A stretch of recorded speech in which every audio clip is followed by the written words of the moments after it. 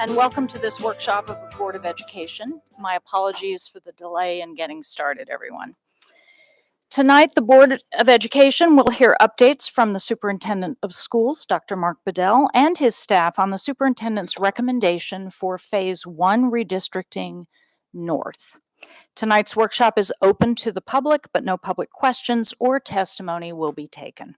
This workshop is being broadcast live on AACPS TV, which can be found on Channel 96 on Comcast and Astound, and Channel 36 on Verizon. High-definition broadcasts can be seen on Channel 996 on Comcast, Channel 496 on Astound, and Channel 1961 on Verizon. This workshop can also be viewed live on AACPS YouTube channel. Thank you for joining us. Good evening, Dr. Bedell. Thank you, Madam President. All right, so we are ready. We're going to spend some time unpacking the superintendent's recommendation on redistricting. We have three of our staff members who will take us through this presentation: Matt Stansky, Bill Heiser, and Kyle Roof. I was about to call you Anderson, the former basketball player. No, he still plays for Memphis, Kyle Anderson, but Kyle Roof. So thank you all for the work that you all have done to getting us to this point.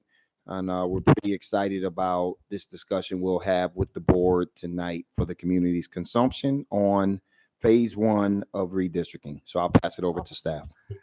All right. Thank you, Dr. Bedell. For the record, Matt Stansky, Chief Financial Officer. Bill Heiser, Chief Operating Officer. Kyle Ruff, Director of Facilities. And as Dr. Bedell alluded to, so on July the 12th, we gave an overview of the superintendent's recommendation Today's workshop is more of a deep dive into that recommendation to include Q&A with the Board of Education.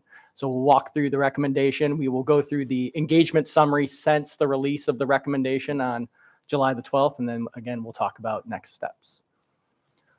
This slide was shown on July the 12th. So again, just real briefly for the public and for the board, these are some of the more commonly used acronyms that we will, as we're discussing this proposal, that you may see as we move along. All right, let's talk about the recommendation. So again, as we talked about on July the 12th, the superintendent's recommendation does, made some changes to scenario 2. So we use scenario 2 as that baseline and made some adjustments when we presented on July the 12th. But ultimately, the utilization scores went, we have now 54 well-utilized schools, but most importantly, 0 overutilized schools. We actually subtracted total miles driven by 2,335 miles, or 1%. And ultimately, we are touching existing students of 6,416. You can see from this chart above that with the recommendation, we will have 6 schools less than 70% utilized. We will have 39 schools in that 70 to 90% utilization range, 15 schools in that 90 to 100%, but no schools, again, overutilized. And again, as a reminder, if we were to do nothing, we would have currently 13 schools that are in that overutilization scenario. So as noted in the July 12th presentation, scenario 2 boundaries were utilized as the starting point for the superintendent's recommendation. At the elementary school level, a notable boundary adjustment that differs from scenario 2 is in the Meade cluster circled on the screen. The changes in that area affect Seven Oaks, Manor View, and Pershing Hill elementary schools. The heat map shows utilization categories. The utilization at Seven Oaks is being reduced from 89% in scenario 2 to 74% in the superintendent's recommendation, while Manor View and Pershing Hill utilizations remain in the mid 80% level. For middle school boundary adjustments, the notable difference between scenario 2 and the superintendent's is the articulation pattern of Freetown Elementary School. The superintendent's recommendation keeps Freetown at Marley Middle School within the Glen Burnie cluster through high school. The changes reduce the utilization of Chesapeake Bay Middle School to 59% and raise Marley Middle School's utilization to 86%. At the high school level, the superintendent's recommendation makes additional adjustments to the articulation pattern. Following middle school at Corcoran, students who live within the Oakwood and Woodside Elementary School boundaries will attend Old Mill High School. Students who live within the Freetown Elementary School, as noted earlier, will continue to go to Glen Burnie High School. The adjustments proposed by the superintendent lower the utilization at Chesapeake High School and increase Glen Burnie High School and Old Mill High School, but keep them within the well-utilized or optimally utilized range. Overall, the superintendent's recommendation includes 2 split articulation patterns to help balance secondary school enrollments. One is at MacArthur Middle School, where students living in the Frank Hebron Harmon Elementary and Van Bachlen Elementary School zones are rezoned to Old Mill West rather than Meade High School, and Corcoran Middle School, where students living in the Oakwood and Woodside Elementary School zones are rezoned to Old Mill High School rather than Glen Burnie. So we wanted to also show the movement chart. This is provided in the superintendent's recommendation posted on the website. Just for reference, I wanted to run through how to read this chart. The example that I wanted to provide is for Brooklyn Park. You can see that overall, Brooklyn Park Elementary School is receiving 20 students at the bottom of the screen. And you can see that those 20 students are coming from Bell Grove Elementary School. And the same pattern exists for middle and high school, just so the public understands how to read the chart. So I wanted to take a minute to orientate everyone to the next set of slides. So gray shading indicates no change to the articulation pattern. Blue shading indicates a new school added to the cluster. Purple indicates that a school is moving to a new cluster. And tan indicates a split articulation. The Chesapeake cluster will not have any changes to the articulation pattern, but individual boundary changes within the cluster do exist, and those are present with the Northeast cluster.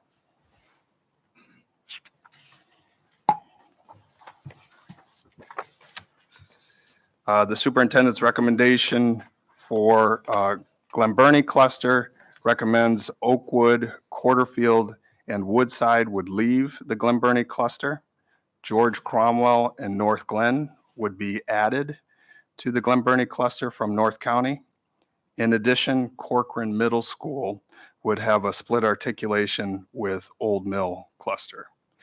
Under the recommendation, George Cromwell and Richard Henry Lee would share the Corcoran Middle School with students from Oakwood and Woodside. Following middle school, George Cromwell and R.H. Lee students would continue to attend Glen Burnie High School, with the other two schools attending Old Mill High School.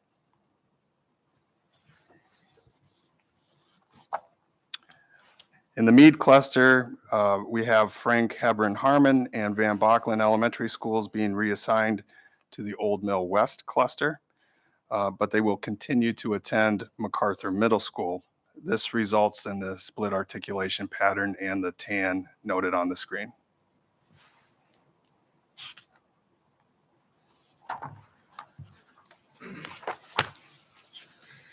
As previously noted, George Cromwell Elementary School and North Glen Elementary School will leave North County cluster to attend Glen Burnie. The remaining schools within the North County cluster will remain unchanged, but will have various boundary adjustments within them.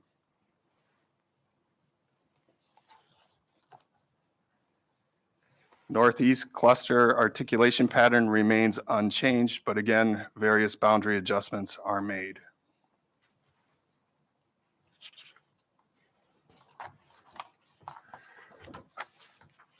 In the Old Mill cluster, 4 schools west of I-97 are moved to Old Mill West cluster. These schools include Severn Elementary, Millersville Elementary, Ridgeway Elementary, South Shore Elementary.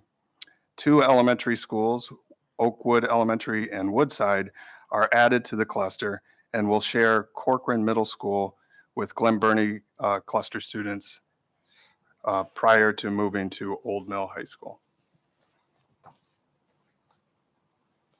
And finally, forming Old Mill West cluster. It's formed with 7 elementary schools. Those elementary schools are Frank Hebron Harmon, Van Bocklin Elementary, Millersville Elementary, Quarterfield Elementary, Ridgeway Elementary, Severn Elementary, and South Shore. Students at MacArthur Middle School will be attending Old Mill West High School from Frank Hebron Harmon and Van Bocklin.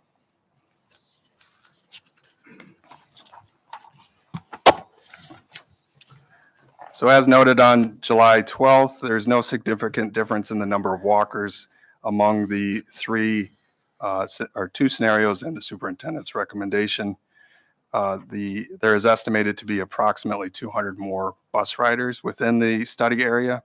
A large number of those new bus riders are found in students zoned for George Cromwell Elementary School. So high school students living in that zone will now ride a bus to Glen Burnie High School. As previously noted, there's an increased need for bus transportation within the study area. It's estimated that 4 additional units would be required to transport students. This is that same number required under scenarios 1 and 2. And as a reminder, this is a summary of reallocated buses within the cluster For example, it's estimated that Glen Burnie cluster would require one fewer bus overall, but individual schools within that cluster may be assigned more or fewer buses.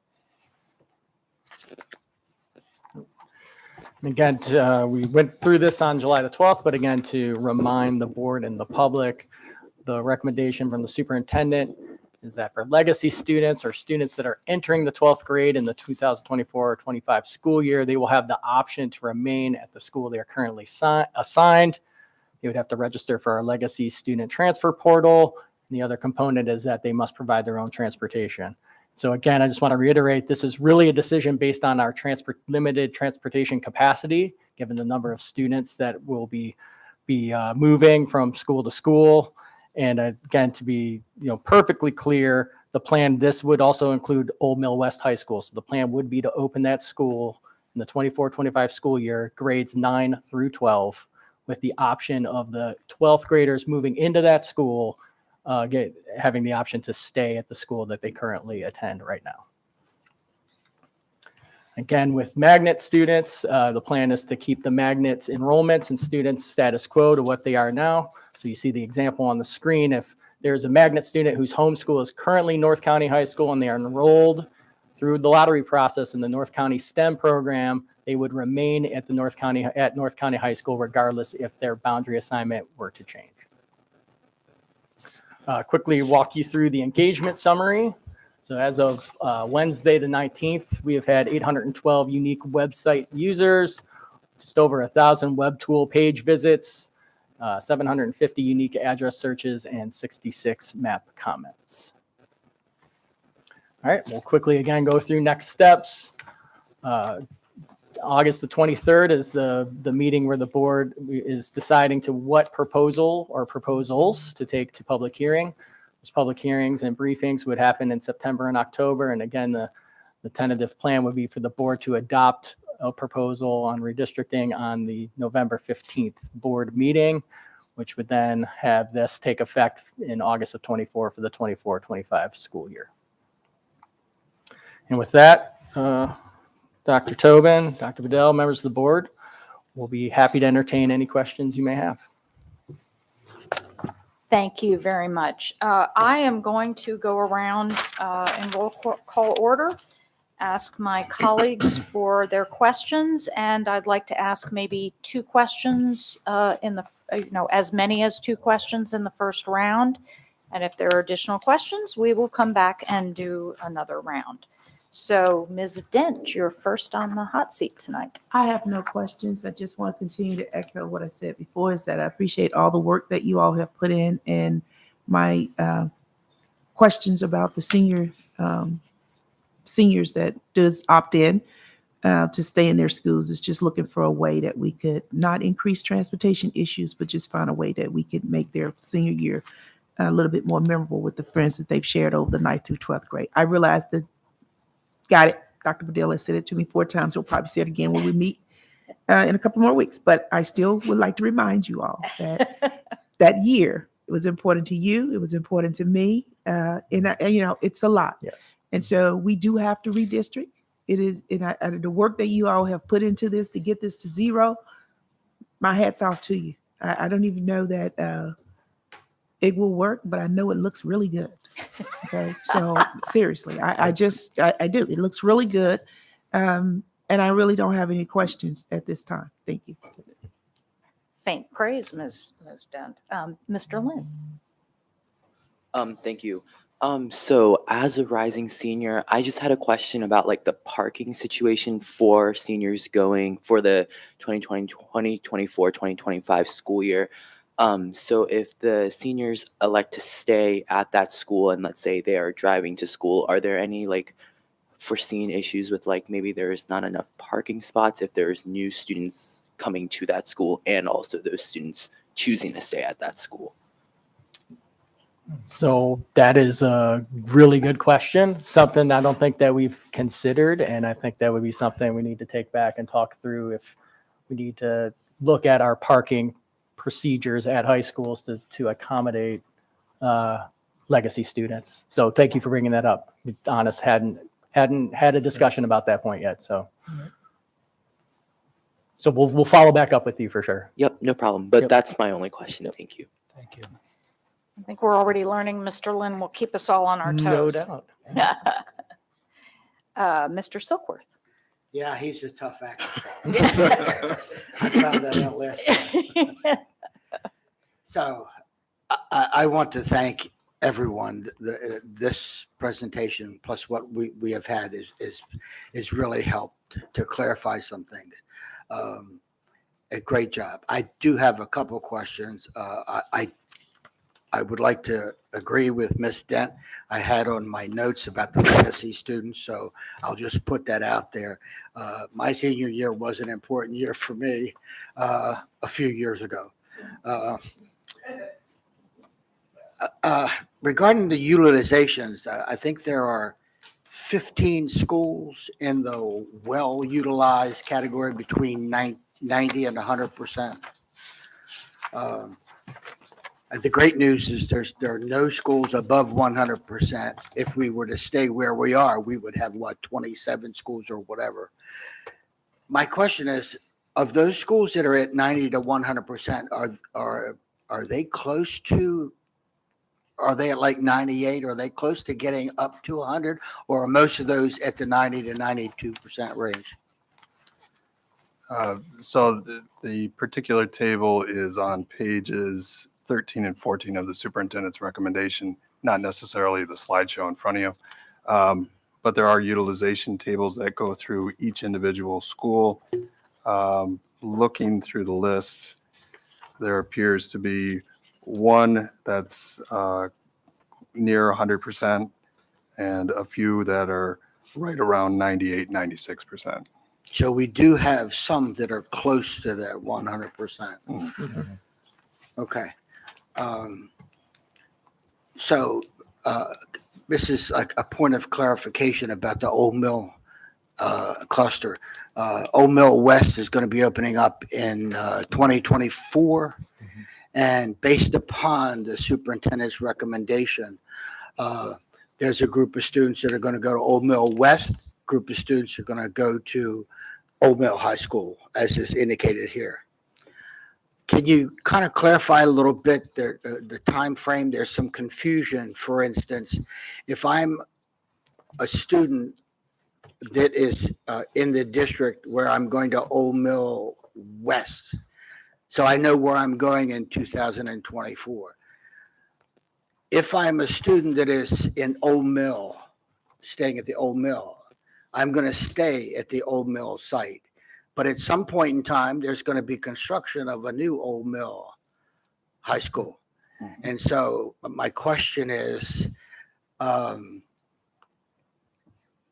those students that are at the Old Mill site, not West, but at the current Old Mill site, when the construction begins, how's that going to impact them? Right now, we have preliminary, we're evaluating the design of it. Our current location is where the baseball, softball fields are. Correct. So we built that road going up to Right. Rippling Woods, Oh, and yes, yes. that's kind of where the location so it'd be on the other side of the BGE right away. Okay. As far as the timeline would go, we're looking at a bid sometime in March 2025 and a completion of the school or occupancy September 28. Okay. So So This- construction would go on. They'd be in the existing building, and then we would Right. build it right behind it, similar to other replacement schools that we've done. okay. All right. And one final thing, and that is we talked about some split articulation in some of the clusters. I have some thoughts about that, probably both ways.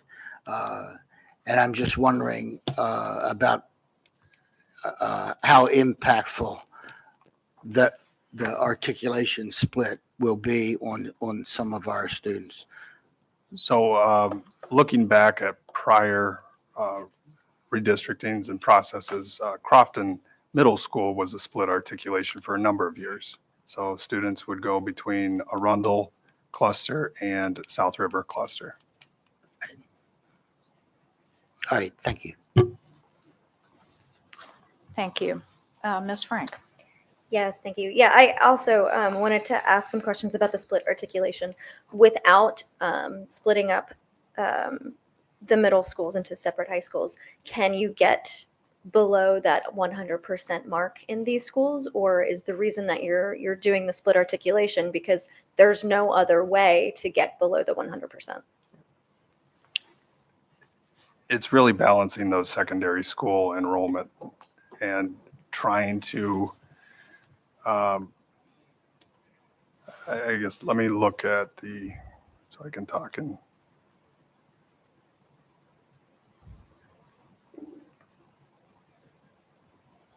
Go to the larger one. So the two split articulations that we have are Corcoran Elementary School and MacArthur Middle School. So the split articulations are really trying to balance that we're not overcrowding or overburdening a middle school. For example, Corcoran Middle School, Old Mill South is one of those schools that's going to be in that upper range where it's 98, 99, 100% in this 2031 projection. We couldn't fit students in Oakwood or Woodside to go to that middle school. So in order to balance that, but also get enough population in the high school, that's where that split articulation comes into play. Okay. So when we have to go back to constituents, the trade-off is, yes, you will have to have a split articulation school, but otherwise we would not have the resources that we would because you would be over 100% capacity, correct? Correct. Okay, thank you. Yep. Thank you. Ms. Ellis? Thanks. I have a few questions. I'll go ahead and stick with the middle school discussion right now. We opened a new high school a couple years ago. We're about to open another new one.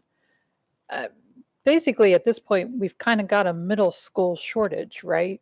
Eventually, we're going to have to build, I would think, more middle schools. I know that where I am, between Crofton High School and Arundel High School, Arundel Middle School has 5 schools going into it. Crofton Middle School has 4 schools going into it. And I mean, basically in my area, we need a 3rd middle school. So I'm guessing that that's probably happening elsewhere in the county. I'm not sure. You can enlighten me. But in order to get to not having to split middle schools, we probably need a couple more. Am I right? So on page 8 of the superintendent's recommendation report, I don't have it on the slideshow. Apologize for that. But there are actually a number of middle schools that are below 70%. So the ones in particular, it looks like Chesapeake Bay, certainly. Chesapeake Bay, you have, it looks like Meade Middle School, Lindale, Brooklyn Park, Corcoran. Those are the ones that are below. So that's standing 70%. in our way of getting more middle schools. So why, and I'm not, suggesting that there's not a good reason, but why are we not better utilizing our middle schools then, like balancing them more? So that we don't have some that are so full, they have to split between high schools and then others that are underutilized. It's really a location, proximity to students and the population centers. And that's really what's driving where these kids go, reducing the bus ride, increasing the number of walkers, making sure that distance to school is conducive.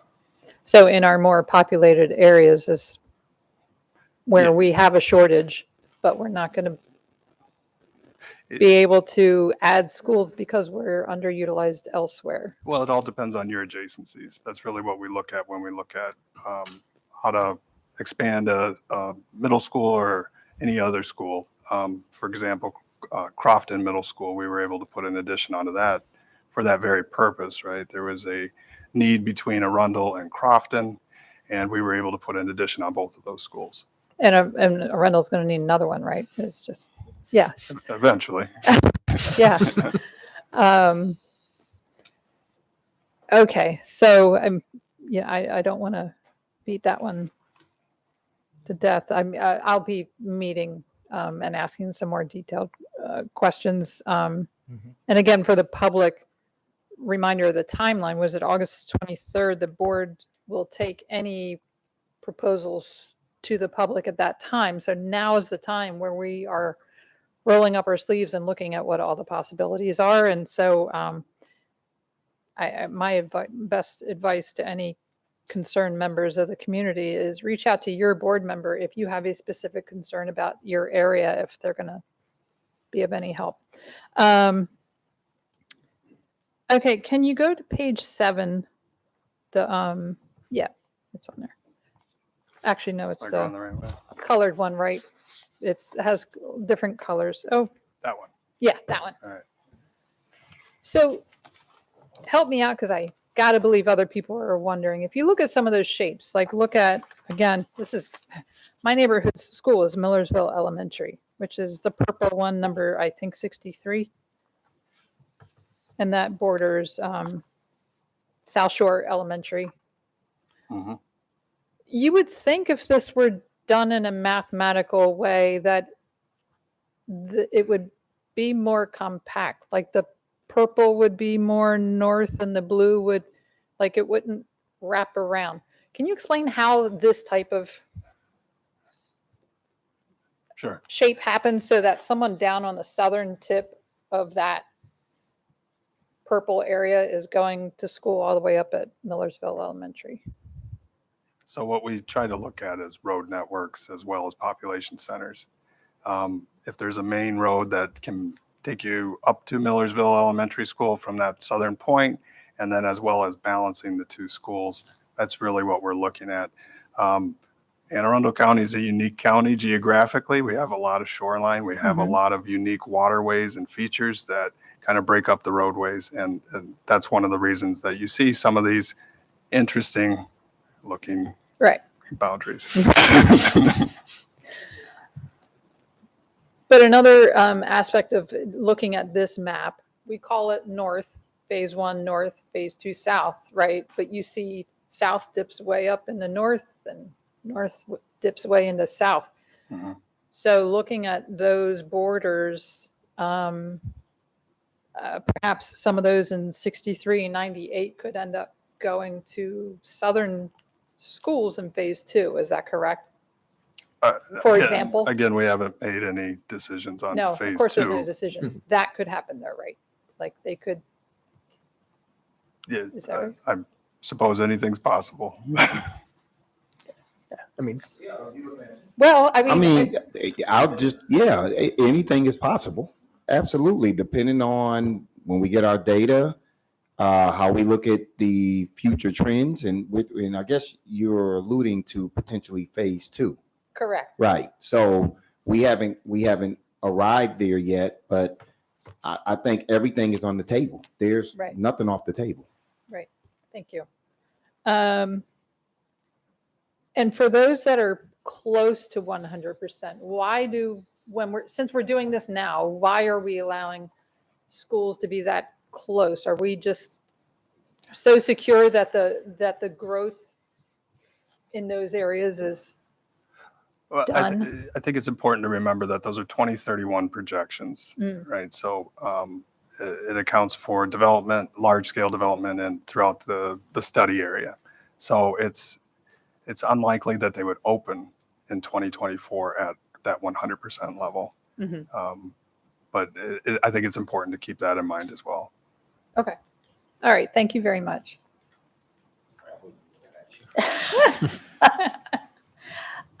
Ms. Corkadell. Thanks. Does this work? Yeah, you can hear me? Okay. Thanks again, guys. I did have a couple questions in general. So when we opened up Crofton High School, its first year, it did not have. I think you turned off there you go. Okay. It didn't have a senior class its first year or its second year even, or a junior class on its first year. And it allowed the families to basically develop a transition for healthy well-being. It allowed us to work it into the budget methodically so that the county was not struck with a giant bill all of a sudden. And if my understanding is correct, it also allowed us to make adjustments over a multi-year period to accommodate for transportation, as well as logistics, hiring of new people. If I recall correctly, under the prior administration, there was concern of hiring that many teachers all at once. There was concern of being able to populate the buses. Crossing guards for that particular area is an issue.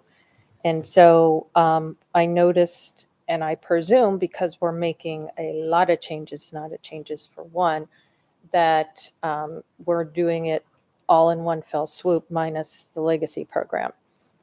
Could you explain how the conditions now are different compared to then that is propelling us to do it in a all at once, rip the Band-Aid out, take the staple stitches out all at the same time? Sure. It was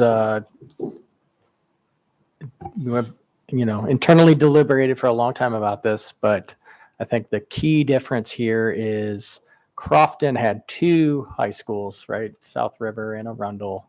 And we had the capacity in the transportation department to do those double runs. So meaning 2 separate buses going into the same neighborhood, one taking 9th and 10th graders to Crofton High School, the other taking 11th and 12th graders to South River, for example. In the current scenario we have here, we have 4 high schools feeding into Old Mill West: Meade, Glen Burnie, Old Mill West, and North County, right? Yeah. And we just do not yet have the transportation infrastructure capacity, if we were to just open Old Mill West 910, to do those double runs into all of those neighborhoods in 4 existing high school communities. I don't think our transportation contractors would be able to get the actual buses nor the drivers that it would be required to do double runs in those areas. And so really for that reason, we decided to open up 912 and with the legacy program for 12th graders. And, I think we thought possibly, do we, allow 11th and 12th to stay without transportation? I think just that would be put too many cars on the road, possibly exacerbate the problem Mr. Lynn just alluded to. And so the recommendation was to go all in on 912. So yes, the budget request will probably be higher in the fiscal 25 budget, but those were the choices that we felt like we had to make and the recommendation you have before you. Okay, and then relevant to the transportation piece, this past school year, Southern High School students were not able to be accommodated as to their start times, so they do not receive the benefits that all of the other students do. My understanding, in a summary sort of way, is that we needed to either add a bus or a couple mini buses there and try to figure out a better way to route them so that they're not on the bus for 45 plus minutes, having to get up earlier than prior to the start time adjustments, as well as then waiting in like a waiting area for an upshots to 30, 45 minutes at the school itself for the bell time to ring, even when we do drop them off earlier. So with these new changes, what my constituents are concerned about is that there are concerns and that they've gotten left behind completely out of the benefits of the board's decision. And we're going to be moving on to the new redistricting, and they're not going to be receiving the corrections to their routes because now we're moved on to another project and didn't correct them. So I just want to make sure that when we are doing transportation, if we're not capable of making those adjustments for the existing routes in the system, how are we planning to accommodate the new when we haven't finished cleaning up the first project? And so I have been getting questions from my district constituents, not on the split of, there's lots of prayers and blessings to the split middle schools because my community's dealt with that for several decades. But their bigger concern is that the shift and focus on transportation is going to take away the necessary corrections to get them in balance, like the other high schoolers. And then on the elementary side, we've got the little kids walking in the dark. That was not really reconciled last year either. And no shoulders, no sidewalks.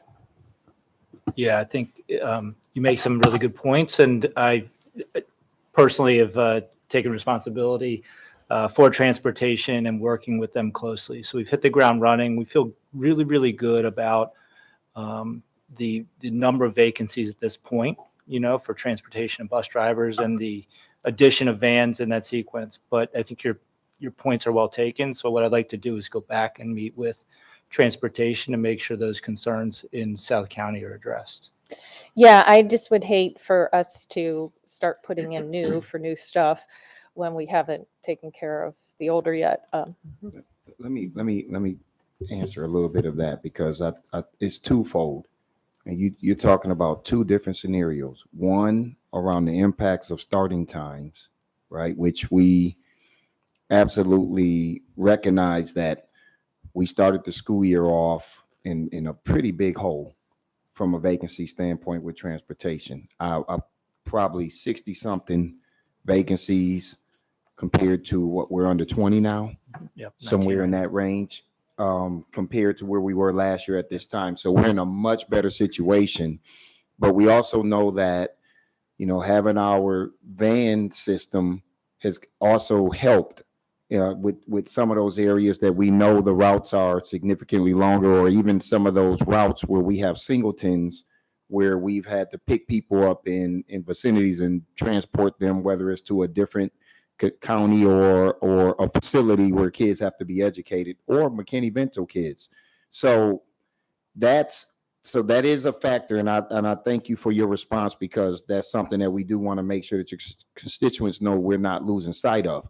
But then you have this other piece, right? And I think the way that you just framed it, it's like we don't have a choice. We're having to open up a school because we're growing. So there's no way that it's not that we're out here trying to say we're leaving the community or behind in other areas and going and focusing on other areas. We got to try to manage both of them, but we don't have a choice because of the growth that we're having in the school district. And with schools opening up, that's just the reality of where we are. It's nothing I can do there. And I don't want the community to feel like, oh, we're forgetting about them because we're having to open up a new high school because of growth. But we will definitely make sure that we continue to have that focus. And we also know I had an opportunity to spend time in Fairfax County probably about a year and a half ago. And there are kids being bused for 55 minutes to and from school because of how spread out that county is. And that's just a constraint and a reality of the vicinity of where you live, where you're not necessarily going to be able to control for that to the extent that you want, even when you're fully staffed, because of the vicinity of where that home is to that particular school. So I don't want the community to think that we've forgotten about them. We haven't. We also know that we have natural constraints that we still have to work around, and we'll continue to try to work on those as we can, Ms. Corkadell. Thank you very much for the response. I think that's very important to some of the constituents, although I'm not sure if they're listening necessarily tonight. But maybe transportation, once the routes have been kind of shaken out, which is coming up here in the next couple of weeks, right? Mm-hmm. Where we're going to start to get that is maybe just sort of reach out and stay connected with them Most of the time, it's just that no information, and then you start hearing new stuff, and everybody's like, well, what are we doing? Wait a second here. What about us? So thank you very much for that. I would be curious to see, so we're going to be adding four full buses, right? Is Yeah, what that's the that's the recommendation projection. is. Yep.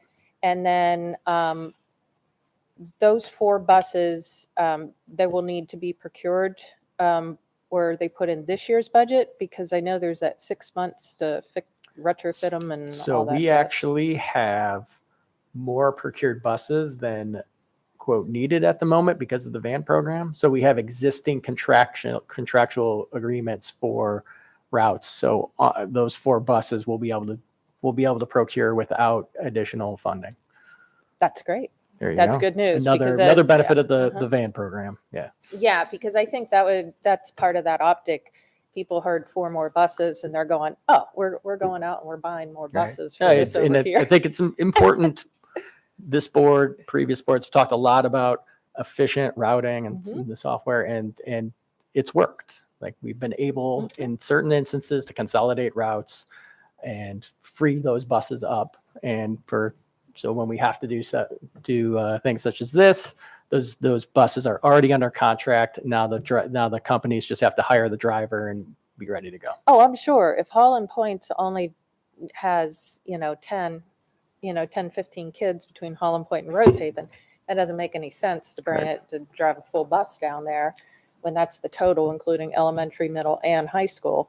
Whereas other areas that have greater population that need those extra buses, like in the shady side zones and stuff. I think we saw that last year. I mean, we Yeah. saw that doing the listening and learning tours, Mhm. and the prime example would be Meade High School. We followed the recommendations of the PRISM findings, and we also found that we actually needed more support over in that area, even though we didn't have the bus drivers to support it. So I think you raise a good point. My hope is that we're able to get all of our vacancies filled and have a bench, and then have the flexibility to make sure that we can provide transportation and minimize the amount of time that students are spending on buses. That's my dream. If we can get that taken care of, I think it addresses some of the issues that we have with concerns with start time, or issues that we have with students not being able to go to school. Because won't be a surprise for me as data comes in, there's going to be some correlation to the impact of us not being able to get kids to school. There's no way around that. So if we can get kids to school, that begins to take care of so many of the other variables that we're held accountable for by the state, and how we have to perform. So that's going to be the push to make sure that all of our clusters are taken care of. Well, and I'm sure by the time AIB and the Board of Public Works is done renovating to accommodate for Blueprint, that are you using your square footage is going to come into play. So if we're going to start to ask for a requisition for a new middle school, for example, we're going to have to demonstrate. So I think we're probably a year, Howard County, I think, is the only school district that kind of beat us to the punch of seeing what that is going to look like in the future. So I do know that this will be an investment worth its while, as painful as redistricting is. I may have a couple questions that I will provide via email through Diane, but no other details at this time. Thank you very much. Thank you, Ms. Corkadell. Ms. Schulman. Yes, first I'd like to say thank you again for this wonderful presentation, all of your hard work, all of your team's hard work. It does not go unnoticed to me, and I'm just really grateful. This was a mountain of work to get to this point. I have a pretty specific question that came into me from a member of the public, and it doesn't have to do with my district because Broadneck and Severna Park aren't until the next phase. It has to do with something in the Farmington area of District 3. I believe it has to do with a neighborhood in, I'm just going to try to get this right, that was previously part of High Point Elementary being redistricted to Pasadena Elementary, and sort of the rationale behind that. So, On Yep. page 7, Yeah. I believe. so Kyle's going to pull up the web tool, and he can walk you through Excellent. the question and the rationale. I appreciate that. So Yeah, we Yeah, got a it took pointer. some going back and forth for me as well. I'm not as familiar, but I definitely wanted to have it be on record and get it back to the concerned. Yeah, members of the so public. just to orientate everyone to the web tool, as far as use of the web tool, you can toggle on and off the shading. The shading represents existing school boundaries. And then the lines themselves are the superintendent's recommendation. So it's an overlay of existing and proposed. So High Point is represented in this, forgive my colors, I'm not an architect, but I'm an engineer. Lavender color. And then Solly Elementary School is represented in the purple. You can see that Solly Elementary School has an island scenario. So Solly Did Elementary. I get the schools wrong? That's No, yeah. I'll just walk through the whole Farmington Village, which is right Okay, around cool. this area. Thank you. So Solly is also Solly down here. And then we have Pasadena Elementary School here. And then we have High Point, which is purple. So really probably the area that they're talking about that would go to Pasadena is more likely this area. And one of the goals of redistricting was to eliminate island scenarios. So in order to do that, a portion of this purple area was divided between Pasadena and then also High Point Elementary School in order to alleviate some of the stressors at High Point, which is a higher population school at the current time. Some of those students will be going to Sunset. And Sunset recently had a new 6 classroom addition added to that school. Okay, so they're going from which school? So I did get the schools wrong then. So they're going from which school to? Without knowing the specific address. Yeah, but just in general, that I would recommend that if you do reach out to that constituent or if they have additional questions, they can always insert their address up here. And then once you insert that address, it'll tell you specifically what schools you will be rezoned to. But in general, you're trying to get rid of, you're trying to make the the feeder patterns more contiguous and less of a less islands, less non-contiguous or weird sort of. Yeah, and there was a number of island scenarios that our team, as well as the consultant, looked at to kind of revive or relook at those to make them more logical as far as contiguous. That's excellent. Thank you. That's really my only question. I just want to reiterate again my gratitude, especially for not putting more traffic and pressure on the Mountain Road corridor. I mean, that's important to me and to constituents that I've spoken with, and coming up with what you said last time, storage and possibly the like office space for staff is beyond brilliant and really just solves that issue. This was really the only thing that's come in to me. It's been real quiet. I thought my phone was going to blow up and we weren't going to have a summer. So this just speaks again to the incredible recommendations that you all have come up with, and it doesn't go unnoticed. Thank you so much. Thank you. Yeah, I obviously my specific district is not in this section, but looking at this from a broader perspective and talking with Mr. Silkworth and others who are very familiar with these areas, I am struck by what I think is some very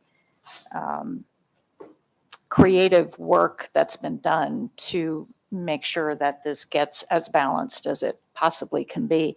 And I am glad to see, just from what I know, that the way some of the feeder patterns have been worked out for the new Old Mill West.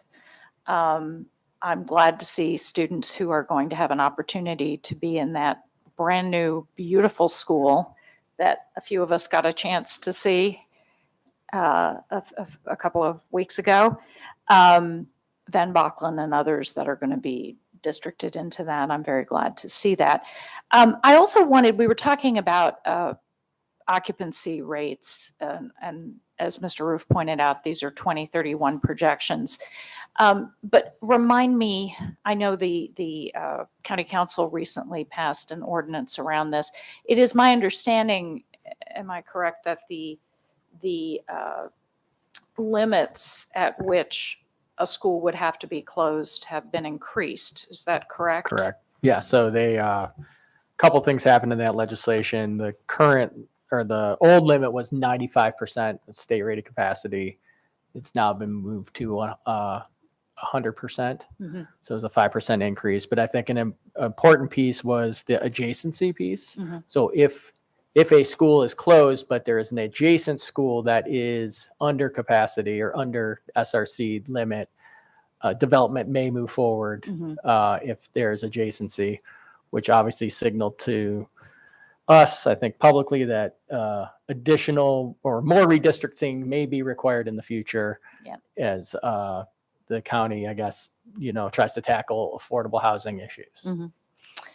But it was my understanding, and you would know better, that the 95% number was lower than many other counties. Yes, and even at 100%, it is low. I think Baltimore County was 115%. Right. Same with right. Montgomery. Yeah. Now, I don't know that many of them have the adjacency language that was built in. So, which is, I get TBD as to see what happens with that. But Mhm. Mhm. the goal, was clear to get more housing development happening in Anne Arundel County. Right. Well, I think if we do our job with both phases of this redistricting, we'll be in a better position, I would presume, should those issues emerge, to handle them, because if we're Right.